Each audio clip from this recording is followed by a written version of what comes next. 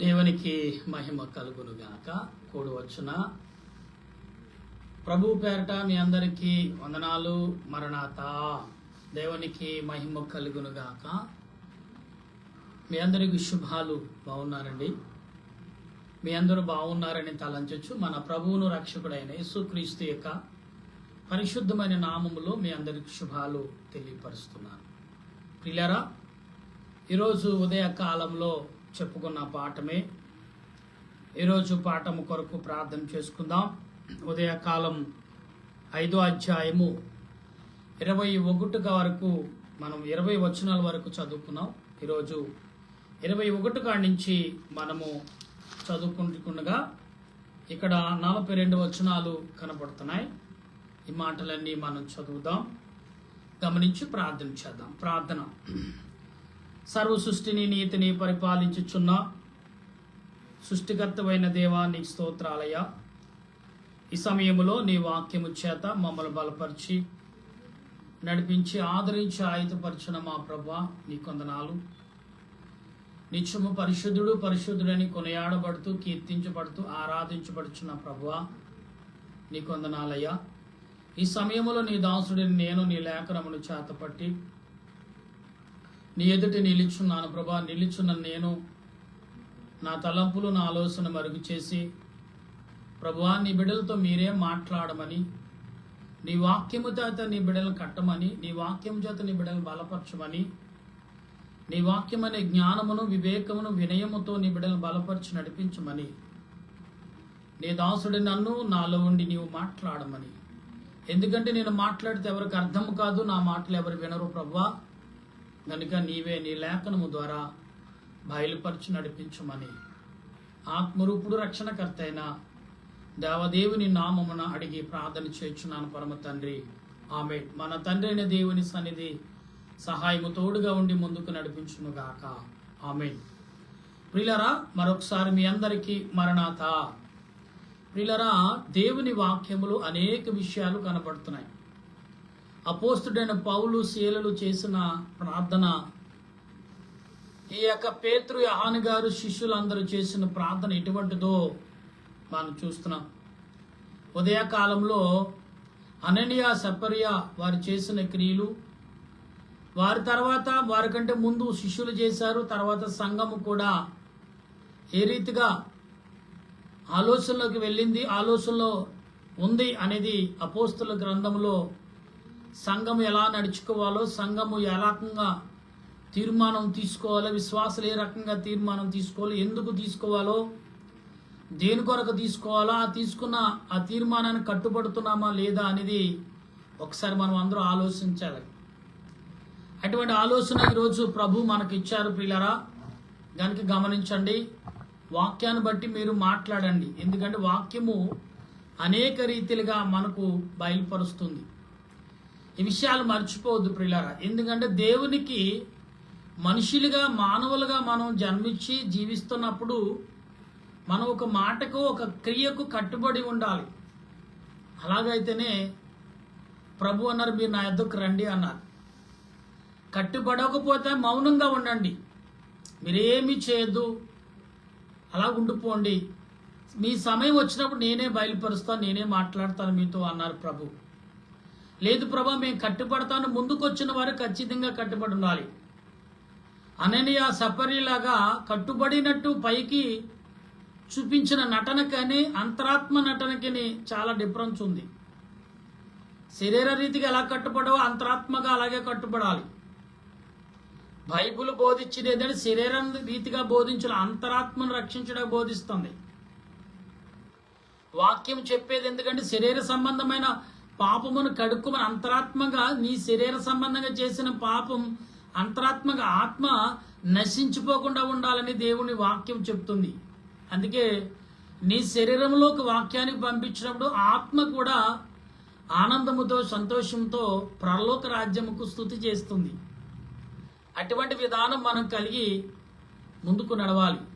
అయితే ఏ రోజు లేఖనం ద్వారా మనం చూసినప్పుడు లేఖనం ఏమని చెప్తుంది అని మనం గమనిస్తే ప్రియులారా, ఇక్కడ మనం గమనించాలి.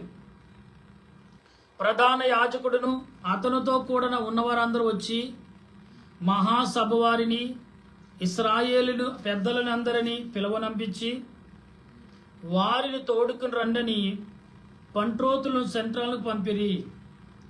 బంట్రోతులు అక్కడికి వెళ్ళినప్పుడు వారు చెరసాల్లో కనపడనందున తిరిగి వచ్చి చెరసాల బహుభద్రముగా మూసిండుటయు కావలి వారు తలుపుల ముందర నిలిచిండుటి చూచితుము గాని తలుపులు తీసినప్పుడు లోపల మాకు ఒకడైనను కనపడలేదని చెప్పిరి. అంతటా దేవాలయము అధిపతియు ప్రధాన యాజకులను ఆ మాటలు విని ఇది ఏమవుని అని వారి విషయమై ఎటీ తోచక ఉండిరి. ప్రియులారా, దేవుడు ఎటూ తోచక లోక సంబంధమైన ఆలోచన కలిగిన అధికారులకు ఎటు తోచట్లేదు. కానీ దేవుడు తన సేవ నిమిత్తము, తన సువార్త నిమిత్తము, లేకపోతే తన వాక్యము నిమిత్తం ఈ లోకము పాపమును కడిగి పాపములో మగ్గిపోతున్న వారిని రక్షించుటకు ఏర్పరచుకున్న వారు పాతాళములో పాతి పెట్టినా కానీ వాళ్ళు లేచి వస్తారు. ఎందుకంటే పరిశుద్ధాత్మ దేవుని యొక్క వెలుగు శక్తి అంత గొప్పది. షడ్రకు, మేషకు, అబేద్నెగోల ద్వారా మనం తెలుసుకుంటే గొప్ప నీతే కనపడుతుంది. వారు, ఓ రాజా, నువ్వు చేసిన ప్రతి మనుషులు చేసిన ప్రతిదానికి మేము మొక్కం, మా ప్రాణాల ఆఫరాలు తీసేసుకో, మాకేం భయం లేదు, ఎందుకు జీవాధిపతిని మేము ధరించుకున్నాం, ఆయన తప్ప నీ చెప్పుడు మాటలు మేము వినమన్నారు. అయితే అప్పుడు ఎంత భయంకరంగా మంటను అగ్ని 7 రేజ్ చేసినా గాని వారికి తల వెంట్రుక కూడా కాలకుండా కాపాడిన వాడు దేవుడు. అంత గొప్ప దేవుడు ఈ రోజు నీ పక్షాన నా పక్షాన యుద్ధము చేస్తున్నాడంటే వారిని మౌనంగా జైల్లో మీరు వాయిద్యాలు వాయించి అక్కడే పాటలు పాడుకోండి ప్రభువును స్తుతించమంటే దేవుడు ఊరుకుంటాడా? వారి కంఠస్వరం ప్రజలకు వినపడటానికి ఏర్పరచుకున్నాడు. అందుకే నువ్వు 4 గోడ మధ్యలో ఉండగా నీ స్వరము బయటికి వెళ్తుంది. ఎలాగెళ్తుందంటే ప్రార్థన రూపంలో. నీ కంటుకు కనపడింది, చెవికి వినపడింది, దాని నిమిత్తం ప్రార్థన చేయమన్న దేవదాసయ్య గారు చెప్పిన మాట ఏంటంటే, నీ కంటికి ఏదైనా కనపడినా, నీ చెవికి ఏదైనా వినపడినా, ఎవరైనా నోటితో చెప్పినా దాని కొరకు దేన్నైనా మర్చిపో, కానీ దాని కొరకు మర్చిపోవద్దు అన్నారు. నీ కుటుంబాల కోసం మర్చిపో, నీ సంఘం కోసం మర్చిపో, నీ కోసం మర్చిపో ప్రార్థన చేయటం. కానీ నీ కంటికి కనపడిన దాని కొరకు, నీ చెవికి వినపడిన దాని కొరకు, ఎవరైనా చెప్పిన దాని కొరకు ఖచ్చితంగా అముషు ప్రార్థన చేయమని ఆనాడు దేవదాసయ్య గారు చెప్పిన మాట మా గురువులైన వారు మాకు మరి ఉపదేశించిన వారై ఉన్నారు. ప్రియులారా, గమనించండి, ఇక్కడ వారు ఏమై ఉన్నారు, వారు ఆలోచనలో పడ్డారు, ఏమైపోయారు వీళ్ళని. అప్పుడు ఏమవుతుంది? అప్పుడు ఒకడు వచ్చి, ఇదిగో మీరు శిరస్సుల వేయించిన మనుషులు దేవాలయములు నివసించి ప్రజలకు బోధించుచున్నారని వారికి తెలుపగా అధిపతి బంట్రోతులతో కోయడపోయి ప్రజలు రాళ్లతో కొట్టుతారేమో అని భయపడి బలాత్కార చేయకే వారిని తీసుకుని వచ్చి సభలో నిలబెట్టగా ప్రధాన యాజకుడు వారిని చూచి, మీరు ఈ నామమును బట్టి బోధింపకూడదని మీకు ఖండితంగా ఆజ్ఞాపించలేదా? ఇదిగో మీరు యెరూషలేమును మీ బోధతో నింపి ఈ మనిషిని హత్య మా మీదకు తేవాలనని మీరు అనుకుంటారా? ఆలోచించున్నారని. అందుకు పేతురును అపోస్తలులను, మనుషులకు కాదు, దేవునికే లోబడను కదా, మేము మనుషులకు లోబడం, మేము దేవునికే లోబడాలి కదా అని ప్రత్యుత్తరం ఇస్తారని. వీళ్ళు కూడా ప్రధాన యాజకులు, వీళ్ళు మూసే ధర్మశాస్త్రాన్ని మాత్రమే పఠించేవారు. దైవాత్మను దేవుని యొక్క ఆజ్ఞలకు లోబడి ఉన్నారు. కానీ యేసు ప్రభు బోధలు ఈ లోబడిన వారు ఎలాంటి వారంటే ధర్మశాస్త్రానికే లోబడ్డారు తప్ప దేవుని వాక్యానికి కాదు. ఆనాడు మోసే గారు ఒక ధర్మశాస్త్రాన్ని సృష్టించాడు ప్రభు, దేవాదేవుడు చెప్పినప్పుడు ఆ ధర్మశాస్త్రాన్ని. కానీ ఇక్కడ ఏమన్నారు ప్రభు? మోసే రాసిన ధర్మశాస్త్రాన్ని కొట్టివేయటకు రాలేదు, కానీ దానికి భిన్నముగా అంటే దానిని లోబర్చుకుంటూ దాని విషయంలోనే దాంట్లో విషయంలోనే మీకు బోధిస్తున్నాను. అంటే మీరు నిజముగా ధర్మశాస్త్రానికి లోబడి ఉంటే నేను రావక్కర్లేదు, కానీ మీరు లోబట్టలేదు, ధర్మశాస్త్రాన్ని దొంగిలిస్తున్నారు, అబద్ధములు మీరు బోధిస్తున్నారు కాబట్టి నేను రావాల్సి వచ్చిందని ప్రభు ప్రత్యుత్తరం ఇచ్చినట్టుగా మనకు కనపడుతుంది. ఈనాడు నిజముగా ఈ లోకంలో ప్రపంచంలో యథార్థతను ధర్మశాస్త్రానికి లోబడి నాయకులు కానీ పరిపాలకులు కానీ పరిపాలిస్తే దేవుడు హెచ్చరించక్కలేదు. ఈ భూకంపాలు, ఈ తుఫానులు ఇవన్నీ రావు. ఎందుకంటే సక్రమంగా ప్రశాంతంగా వాతావరణం, స్వార్థము లేని జీవితము, అందరూ సమానతత్వం కలిగి ఉన్నారు కాబట్టి దేవుడు ప్రవక్తలతో మాట్లాడుకొని సూచనలు ఇస్తాడు. దావీదు సౌలు దావీదును చంపటానికి గ్రహించి దావీదు అయ్యో అభిషేకించడమని వాడు దేవుని చేత దీవించబడిన వాడే, నేను ఎలా చంపగలను అని దావీదు తప్పించుకు తిరుగుతున్నప్పుడు సౌలు దావీదును తరుముకుంటూ వస్తాడు. దావీదు వరుసకు అంటే పిల్లనిచ్చిన మాంగారు అల్లుడినే చంపటాకంటే ఆనాడు కాలంలో ఎవరైనా కానీ ఒక రాజుకి మించిగా పొగడతలు ఎవరైనా పొందితే వారిని చంపించేవారంట ఆనాడు. అంటే అధికారిక దాహం ఈనాడు చాలా చూస్తున్నాం. అలాగ మనం కొన్ని ప్రాంతాలకు, కొన్ని గ్రామాలకు, కొన్ని శాఖలకు చిన్న చూపే కనబడుతుంది ఎక్కడ చూసినా. అది దేవుడు చూపించినది కాదు. మనుషులు తన ప్రాంతాలకు తన వర్గానికి చేసిన మేలు. ఎందుకంటే తన వర్గాన్ని బలపరచుకోవాలని ఆలోచన ఉండటం తప్పులేదు. కానీ స్వార్థముతో అసూయతో చేస్తే పని అది నీకు నీ కుటుంబాలకు చుట్టుకుంటుందని మాత్రం ఎవరికి తెలీదు. నా వర్గానికి మేలు చేశాను అనుకుంటాడు అంతే.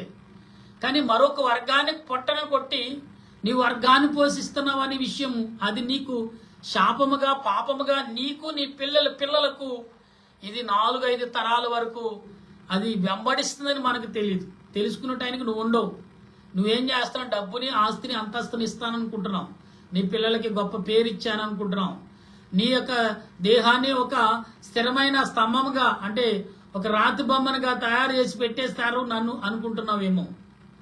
కుమారుడా, కుమార్తెలారా, సహోదరులారా, అధిపతులారా, నాయకులారా, మీకు అందరికి ఒకటే. నాకే తీర్పు ఉందో, నాకు బోధకుడిగా రెండు రకాల తీర్పు ఉంది. నీకు అదే ఒకటి. ఎందుకంటే ప్రజలను పరిపాలించటకు దేవుడు అధికారిగా నియమించుకున్నాడు. ప్రజలకు చేసి నీ కుటుంబ వారిని, నీ వర్గం వారిని కూడా కాపాడు. అది ఒక ధర్మం ఉంది, దాని ప్రకారం వెళ్ళొచ్చు. వీరిని కొట్టి వారికి పెట్టమని ఎక్కడ కూడా అదిలో ఇది యేసు ప్రభు కూడా తిరస్కరించాడు. ఎలాగంటే బరబ్బ అంటాడు, నువ్వు నాకు తోడుండు, బరబ్బాను ఇస్కరియోతం నువ్వు నాకు తోడుంటే మేము రాజ్యాన్ని పరిపాలిస్తాం. రాజ్యాన్ని ఏర్పరిచి ఈనాడు జరుగుతున్న క్రైస్తవుల మీదను యూదుల మీద జరుగుతున్న ఈ యొక్క అధికారాన్ని మేము కూలగొట్టి మనం అధికారమును చేస్తామంటే ప్రభు అన్నారు. అన్యాయం అధికారము నేను దీనికి సహకరించను, మీ కొరకు మరణించడానికి సిద్ధమయ్యే తప్ప మీ చేయగలపనని ఆనాడు ప్రభు చెప్పారంటే యథార్థతను ఎక్కడ జరిగినా ఎలా జరిగినా ప్రభు తోడుంటారని విషయం మర్చిపోవద్దు. అయితే ఇక్కడ ఎలాడు వేసి సంహరించిన యేసును మన ఇక్కడ చూడండి, ప్రభువుని ఏలాడించి సంహరించిన దేవునిను మన పితరులు చేశారని ఆ సంగతి మీకు తెలియదా అన్నప్పుడు ఇశ్రాయేలును మారు మనసు ఇశ్రాయేలు ప్రజలకు మారు మనసును పాప విమోచన దయచేటకు వచ్చునని దేవుడు ఆయనను అధిపతిగాను రక్షకునిగాను తన దక్షిణ హస్తము చేత హెచ్చించి ఉన్నాడు. మేమను దేవుని తనకు విధేయతల వారికి అనుగ్రహించు పరిశుద్ధాత్మయు ఈ సంగతులు సాక్ష్యమై ఉన్నామని చెప్పిరి. వారి మాట చెప్పి అత్యాగ్రహం తెచ్చుకుని వీరు చంపని ఉద్దేశించగా సమస్త ప్రజల వారు ఘనతను పొందిన వారు ధర్మశాస్త్రము ఉపదేశమున గమనీయులు ఒక పరిచయుడు మహాసభలే లేచి ఈ మనుషులను కొంత చేపిడి కెలుపులు ఉంచుడని ఆజ్ఞాపించి వారితో ఇట్లనెను, ఇశ్రాయేలులారా, ఈ మనుషుల విషయమై మీరేమి చేయబోచున్నారో జాగ్రత్త సుమండి. ఇక్కడ ఈ గమనీయులైన వ్యక్తి పరిచారకుల్లో కానీ అలాగే ధర్మశాస్త్రం బాగా పండించిన వాడు, జ్ఞానము కలిగి చదువుని వాడు, జ్ఞానవంతుడు. ఇక్కడ ఏమంటున్నాడు, వారిని బయటికి పంపించి జాగ్రత్త సుమా, వారి జోలికి వెళ్తున్నాడు జాగ్రత్త. ఎందుకంటే వారు ఆల్రెడీ పరిశుద్ధాత్మతో నింపబడ్డారని గమనీయులు గ్రహించిన వాడైనాడు. ఏనాడు మనుషులని మనవాడే కదా, మన బోధకుడే కదా, మనలో ఒకడే కదా, మన గ్రామస్తుడే కదా, మన ఊరస్తుడే కదా, మనకు తెలిసినవాడు కదా, మనం ఏదో వరసెట్టి మనం పిలుస్తున్నాం కదా అనుకోవచ్చు. పరిశుద్ధాత్మ దేవునితో నింపబడిన వాడితో నీ ఇంటివారైనా, నీ రక్త సంబంధుడైనా, నీ తమ్ముడైనా, నీ అన్నయ్యనా, మీ అక్క అయినా, మీ చెల్లైనా, ఎవరైనా జాగ్రత్తగా ఉండాలి. ఎస్, మా రక్త సంబంధి నా తన్నేశ్వర రక్తం నుంచి వచ్చాడంటే కుదరదు. దేవుడు ఏర్పరచుకున్నాడు అవతల వారిని. నీ తమ్ముడిని ఏర్పరచుకుని, నీ అన్నయ్యని ఏర్పరచు, నీ చెల్లిని ఏర్పరచుకో, లేకపోతే నీ తండ్రిని ఏర్పరచుకోవచ్చు. వారి విషయంలో సొనగకండి. చూడండి, మోసే అక్కగారు సనుక్కుంది మోసే తరపున. ఎందుకంటే అందరికీ ఒక న్యాయం, నాకు ఒక న్యాయం, తోడు పుట్టిందని ఒక న్యాయం లేకుండా అందరూ సమానంగా చూస్తాడని సనుక్కుంది. సనుక్కున్న కొన్ని క్షణాలు కుష్టి వ్యాధి వచ్చింది. ఆమె ఊరు బయట 7 వారములు ఆమెను బయట పెట్టవలసి వచ్చింది. పిల్లరా, అది ఎలాంటి తెల్ల కుష్టు, అది తగ్గేది కాదు.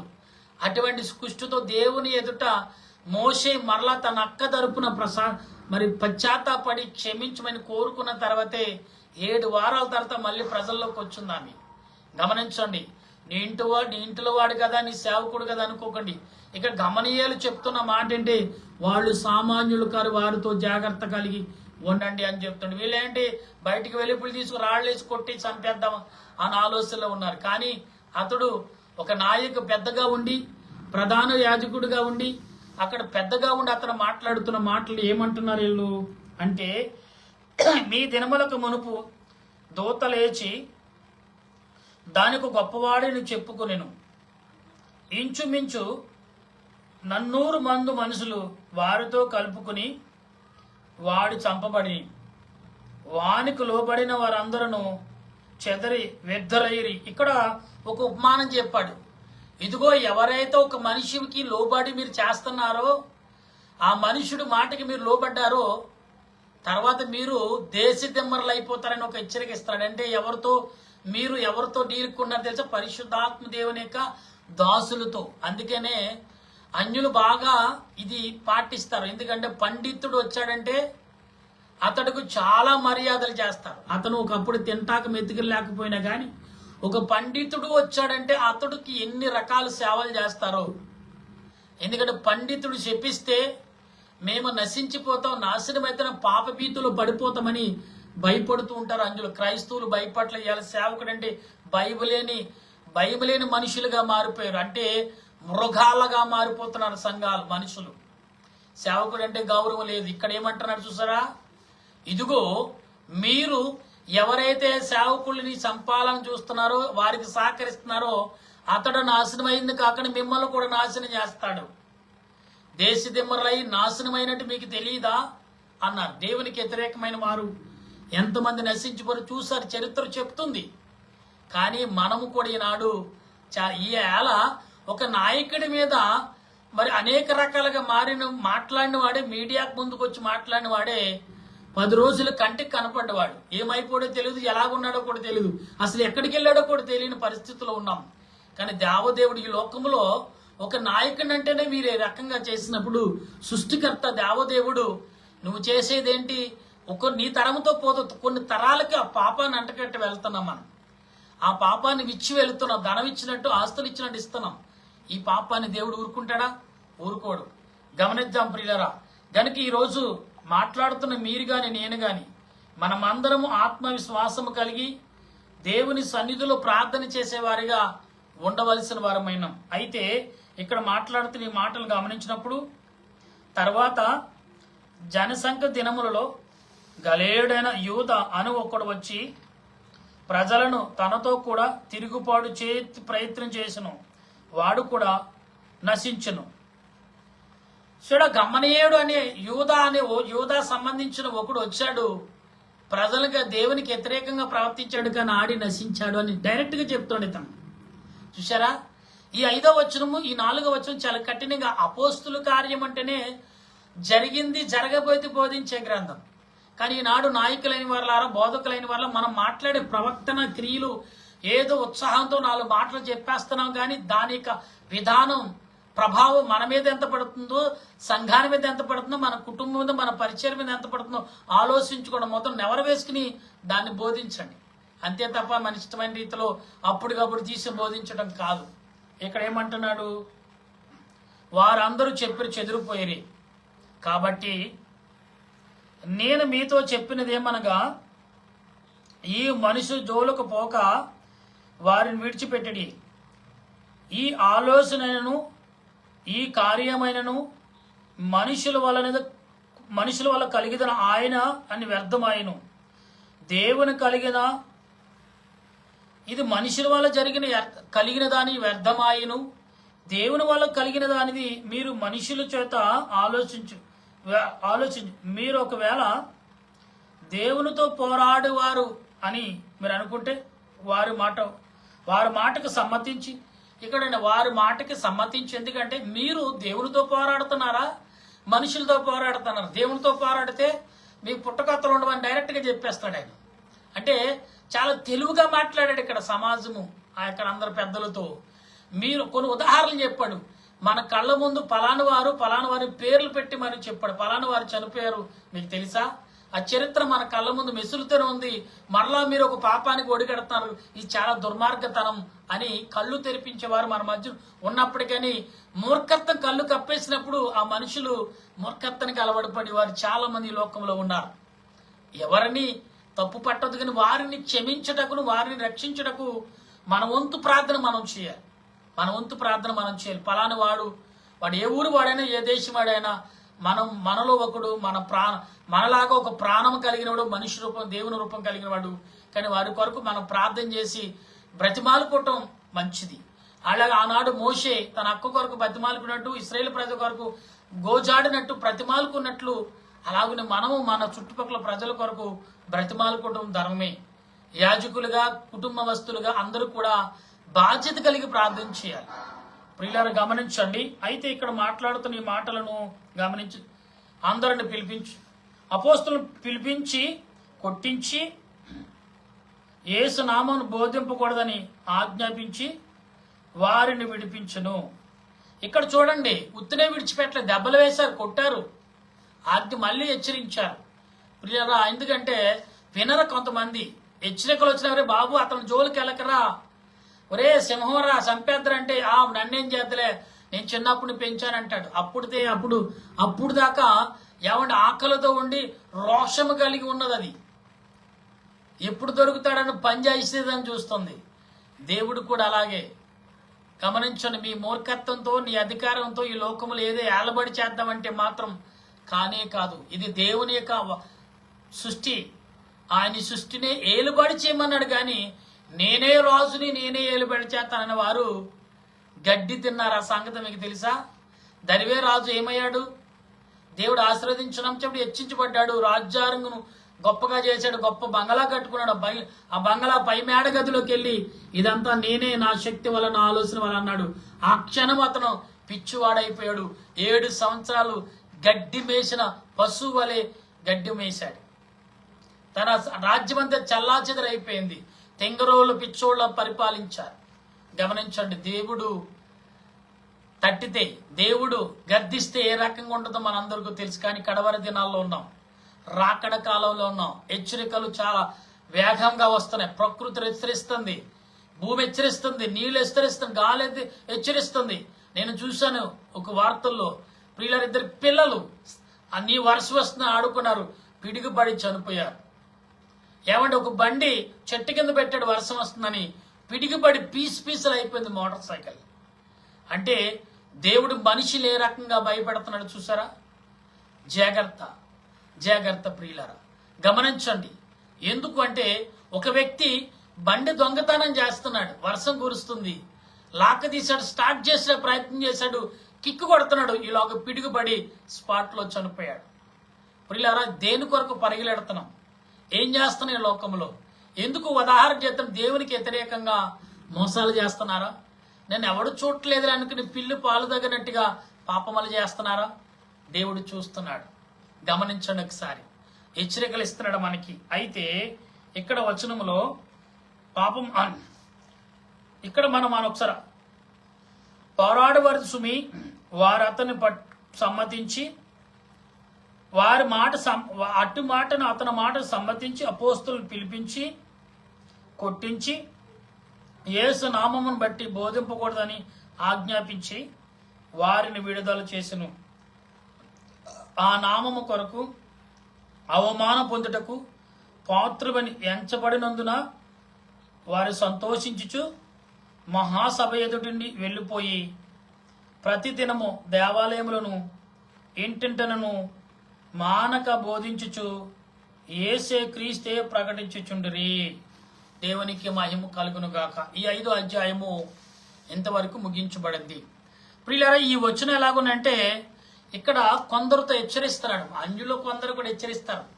అరే బాబు, క్రైస్తవుల జోలికి వెళ్ళకుండా అని చాలా మంది చెప్తున్నారు పండితులు. ఎందుకంటే దాని యొక్క పవర్ ఏంటో వారికి తెలుసు. ఒరే బాబు, మేమేదో పొట్ట కోసం ఇలాగ మిమ్మల్ని కొంచెం మబ్బు పెడుతున్నాం కానీ జీవిస్తున్నాం అని చెప్తున్నారు చాలా మంది పండితులు. డైరెక్ట్గా ఇండైరెక్ట్గా చెప్తున్నారు. కానీ ఎవరిని ఉద్దేశం తక్కువ చేసి మాట్లాడి, కానీ యథార్థత ఏదైతే ఉందో అది మాత్రం మనం పట్టుకుని వాళ్ళు చెప్తున్నారు, మనం చెప్తున్నాం. మనం చెప్పే విషయాలు ఎలా ఉన్నాయంటే వేదనతో కూడని చెప్పిన మాటలుగా. ఎదుటి వారి మీద బురద జల్లే పని దేవునిది కాదు. ఎదుటి వారి యొక్క బురదను కడగటానికి దేవుడు నియమించాడు నిన్ను నన్ను. అది గుర్తించట్లేకపోతున్నాం మనం. ఎంచేపు ఎదుటి వారి మీద మేము బురద జల్లుదాం అనే ఆలోచన యేసుప్రభు ఎక్కడా పెట్టుకోలేదు. పరిచారకులను, పండితులను, యాజకుల దగ్గర కూడా మౌనంగా ఎందుకున్నాడు ఆయన? మాట్లాడలేడు ఆయన? చేత కదా ఆయనకి. ఆయన మాట్లాడితే, ఆయన తిరగబడితే ఈనాడు నీకు నాకు ఎంత మంచి బ్రతుకు, ఎంత గొప్ప జీవితం మనకు ఉండదు. బంగళాల మీద బంగళాలు కట్టుకునే అదృష్టం మనకి ఉండదేమో, ఉండకపోనేమో. ఎందుకంటే అందరూ శాపకస్తులు అవ్వకూడదని నా శాపము, మనందరి శాపం వరకు ఆయన బలైపోయాడు. శిష్యులు కూడా ఏమన్నారు? అవమానం పొందామంటే వాళ్ళు అవమానపడని బాధపడలేదు, సంతోషపడుతున్నాడు. యేసు ప్రభు అంటే వారు చేసిన పనులు ఫలిస్తున్నాయి. ఇవాళ ఎవరైనా శోధన వస్తే నేను చేసే ప్రార్థన ఫలిస్తుంది. ఎవరైనా ఒక సేవకుడు శోధన వచ్చిందంటే ఖచ్చితంగా అతను ఫలించినట్లు లెక్క. ఎందుకంటే ఒక విశ్వాస అయినా, ఎవరైనా ఒక శోధన, ఒక వేదన, ఒక బలహీనత, పాపము అంటే వేదనకు గురై అల్లాడిపోతున్నాడంటే ఖచ్చితంగా దేవుని యొక్క ప్రేమ తన మీదకు ప్రయోగం అవుతుంది. దేవుడు అతన్ని పరీక్షిస్తున్నాడు. దేవుడు అతన్ని కనుచూపుతో అతనిని సరి చేసుకుంటున్నాడు అని అర్థం. అందుకనే ఈ లోకంలో చాలా మంది కూడా ప్రియులారా ఈ మధ్యలో కొన్ని వీడియోలు పెడుతున్నారు, టీవీల్లో చూస్తూనే ఉన్నాం. ఎలాగంటే డబ్బు ఒక చేతో బైబిల్ ఒక చేతో తీసుకుంటూ పెడుతున్నారు. డబ్బు కావాలా, బైబిల్ కావాలా అని అడుగుతున్నప్పుడు కొందరేమో డబ్బులు తీసుకునే వాళ్ళు, కొందరు డబ్బు అక్కర్లేదు, దైవ గ్రంథం ఉంటే ఆకలి తీర్చగలదు అని నమ్మిన వారు చూసినప్పుడు కళ్ళంటే నీళ్లు తిరుగుతున్నాయి. ఎందుకంటే లేఖనము చాలా విలువైనది. ఇది మతాలకి, కులాలకి, జాతికి, ప్రాంతంకు అది సంబంధం లేని గ్రంథం. హృదయముకు, మనసుకు సంబంధించిన గ్రంథం. దీన్ని గ్రహించిన దేవదాసయ్య గారు అన్నారు, నీవు వాక్యం చదువుటప్పుడు నీవు ప్రభువుతో ఉన్నావని నమ్మి చదవాలి. దేవదాసయ్య గారు అదే చేశారంట. వెంటనే ప్రభు వచ్చేసేవారంట. దేవదాసు దగ్గరికి వచ్చి, అయ్యగారి దగ్గరికి వచ్చి దేవదాసు అని అప్పుడు ప్రభుకి అయ్యగారు కూర్చుని ఆయన చదువుతుంటే, ఆయన బయలుపరిచిన, ఆయన రాయించిన మాటలు చదువుతుంటే ప్రభు అంట సంతోషంగా వినేవారంట. ఎందుకు అంటే ప్రియులారా, ఈ మాటలన్నీ కూడా దేవదాసయ్య గారు మరి పుస్తకాలు రచించిన మాటలు. ఈనాడు తండ్రులైన వారు, మా గురువులైన వారు మాకు బోధిస్తున్నారు. పుస్తకాల రూపంలో మాకు ఇష్టం వల్ల, చదవటం వల్ల కొన్ని ఉపమానం. ప్రియులారా, మనం గమనించాలి ఒకసారి. ఆలోచనకి మనం ఏ రకంగా ఉన్నాం అనేది మనం గమనించినప్పుడు ఆ ఆలోచనలోకి ముందుకు సాగలుగుతాం. అటువంటి తలంపులు, ఆలోచన క్రియలు పరిశుద్ధాత్మ దేవుడు నీకు మాకు మనందరికి అందించి ఆయన మహిమ మేఘానికి ఎక్కించినట్లు ఎవరు ఉద్దేశం కాదు, ఎవరిని బాధ పెట్టే విషయం కాదు. అందరి కొరకు ప్రార్థన చేద్దాం. ఆత్మ నడిపింపు దేవదేవుడు నడిపించును గాక. ఆమేన్. ప్రార్థన చేసుకుందాం. సర్వ సృష్టిని నీతిని పరిపాలించుచున్న సృష్టికర్తమైన దేవానికి స్తోత్రాలు. ఇంతవరకు అపోస్తుడైన పౌలు, శీలలు, తండ్రి షడ్రకు, మేషకు, అబేద్నెగోలు వీళ్ళందరి మాటలు మేము విన్నాం. వారి నడిచిన నడక, వారు చేసిన పరిచర్య ఈనాడు అదే జరుగుతుంది ప్రభు. దానికి భిన్నముగా మీ ఆత్మ ద్వారా నింపబడి అనేక చోట్లకు వెళ్ళగల కృపను ఇదిగో నాని ఇలాగ లైవ్ ద్వారా, ఫేస్బుక్ ద్వారా, యూట్యూబ్ ద్వారా లైవ్ ఇస్తూ మాట్లాడుతున్న నీ బిడ్డలు ఎందరైతే వింటున్నారో వారి అంతరాత్మను, వారి తలంపులను నీ చేతులుగా అప్పగిస్తున్నాను. ఎవరిని జడ్జించుట కాదు, ఎవరిని ఉద్దేశించుట కాదు ప్రభా. అందరూ నీ బిడ్డలమే. నీ పాదములు ఎదుట మా కంఠస్వర వినపడటకును వినిపించుటకు నీ వద్దకు చేరిన ప్రతి హృదయమును, ప్రతి మనిషి యొక్క ప్రార్థనను అంగీకరించి నడిపించండి. మా దేశమును, దేశ పెద్దలను, నాయకులను, చిన్నలను, పెద్దలను, వృద్ధులను బట్టి వందనాలు దేవా. నా దేశంలో మిలిటరీ వారిని బట్టి, పోలీస్ శాఖ వారిని బట్టి, డాక్టర్లను బట్టి, నర్సులను బట్టి నీకు వందనాలు, స్తుతులు, స్తోత్రాలు చెల్లిస్తున్నాను. కార్మికులు, పారిశుద్ధ వారిని బట్టి, కార్మికులను బట్టి, నీటి మీద, నేల మీద, గాలి మీద పనులు చేయొచ్చు, ప్రయాణములు చేస్తున్న వారిని బట్టి వందనాలు దేవా. గర్భిణీ స్త్రీల కొరకు సులువైన కానుపని ఇవ్వండి, నీకు వందనాలు. బాలింతరాలను, తల్లిని, బిడ్డని దీవించండి, ఆశీర్వదించండి. వివాహం కావలసిన బిడ్డలు అనేకులుగా ఎదురు చూస్తున్నారు, వారికి వివాహాలు సమకూర్చదువు గాక. అలాగే తండ్రి, గుడ్డువారు, చెవిటివారు, మోగవారు, వికలాంగులు, అవయవులు సరిగా లేక అల్లాడిపోతున్న కుటుంబాలు గాని, బిడ్డలు గాని వారందరి పట్ల నీ దయను, నీ కృపను చూపించుదువు గాక దేవా. ఈ దినమున ఉద్యోగాల కొరకు ఆర్థికంగా చిదుగుపోయి బాధపడుతూ వేదనతో, కన్నీటితో, దుఃఖముతో ఉన్న వారందరి ప్రార్థన, కన్నీరు యొక్క వేదన విని విడుదల అనుగ్రహించి నడిపించుదువు గాక దేవా. సంఘాలలో, విశ్వాసంలో, సమాజంలో, పండితుల్లో అండ్ ప్రజల్లో, నాయకుల్లో తండ్రి అపనమ్మక కాకుండా నమ్మకాన్ని, విశ్వాసాన్ని, నేను భయమును, వినయమును కలగజేసి నడిపించమని ప్రార్థన చేస్తున్నాను. ఈ దాసుడు నేను మరణాత ప్రార్థన సన్నిధి ఈ ఉదయకాలం నుండి ఇప్పటి వరకు మా ప్రయాణంలో పనులు ఎందును, ఆలోచన ఎందు, తలంపుని ఎందు తోడై ఉన్నామని నమ్మచ్చు. ఈ రాత్రికాల నీ బిడ్డలందరికీ సుఖనిద్రించి నీ ఆత్మ ద్వారా నింపి బలపరచమని నీ దేన సేవకుడైన నన్ను, నా కుటుంబాన్ని బట్టి వందనాలు చెల్లిస్తూ ఈ మాటలు వినిచు వారందరికీ నీ పరిశుద్ధ ఆత్మతో నింపుదల, ఆదరణ, దర్శనాలు, స్వప్నాలు కలగజేసి నీ రాకడ ఆలస్యమైతే ఎక్కువ జావును ప్రార్థన చేసి లేని నీ రాకడ సిద్ధమైతే ప్రభా నీ సిద్ధపట్టుకు అందరూ నీ రాకడ పిలుపును అందుకునే కృపను అందించుమని మా ప్రభువును రక్షకుడైన యేసుక్రీస్తు యొక్క నామమున అడిగి ప్రార్థన చేస్తున్నాను పరమ తండ్రి, ఆమేన్. పరలోక మా పరమ తండ్రి, పిల్లరా పరలోక ప్రార్థన చేసుకుందాం. పరలోక మా పరమ తండ్రి నామను పరిశుద్ధపచ్చును గాక, నీ రాజ్యం వచ్చును గాక, నీ చిత్తం పరలోకమందు నెరవేరినట్లు భూమి యందు నెరవేరిన గాక. మనరుడు మాకు దయచేయము. మేడం ప్రార్థన చేసిన వారికి క్షమించడం ప్రకారం మా ప్రార్థన క్షమించము. శోధనకి అకేం తప్పించము. రాజ్యము, శక్తి, మహిమా నిరంత నీవు నావు తండ్రి, ఆమేన్. ప్రవేశరత్నమే జయము, అపాధికులం ప్రవేశరత్నమే జయము, అపవాదికులం ప్రవేశ సంపూర్ణ విజయం, అపాధికంతకల నాశనం. హల్లెలూయా, హల్లెలూయా, హల్లెలూయా. స్తోత్రం, స్తోత్రం, స్తోత్రం. ఆమేన్, ఆమేన్, ఆమేన్. మన తండ్రి అయిన దేవుని కృప, త్రియేక దేవుని సన్నిధి, పరిశుద్ధాత్మ అన్యేక సహాయము ఇప్పుడు ఎల్లప్పుడు మీకు, మీ బిడ్డలకు తోడుగా ఉండి రాకడకు సిద్ధపరచును గాక. ఆమేన్, ఆమేన్, ఆమేన్. మీ అందరికీ వందనాలు. మరణాత.